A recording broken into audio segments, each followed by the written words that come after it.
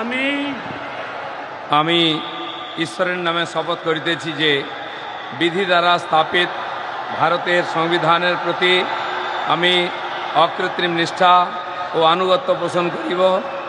আমি ভারতের সার্বভৌমত্ব ও অখণ্ডতা রক্ষা করিব।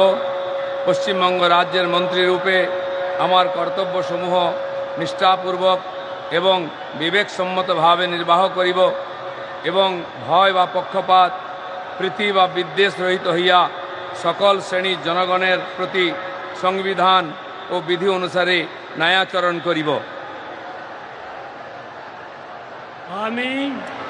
আমি শ্রী দিলীপ কুমার ঘোষ ঈশ্বরের নামে শপথ করিতেছি যে পশ্চিমবঙ্গ রাজ্যের মন্ত্রীরূপে যে কোনো বিষয় যাহা আমার বিবেচনার জন্য আনিত হইবে বা আমি জ্ঞাত হইব, তাহা ওই মন্ত্রীরূপে আমার কর্তব্যসমূহের যথাযথ নির্বাহের জন্য যেরূপ আবশ্যক হইতে পারে তদ্ব্যতিরেকে আমি প্রত্যক্ষ বা পরোক্ষভাবে কোনো ব্যক্তি বা ব্যক্তিগণের নিকট জ্ঞাপন করিব না বা প্রকাশ করিব না।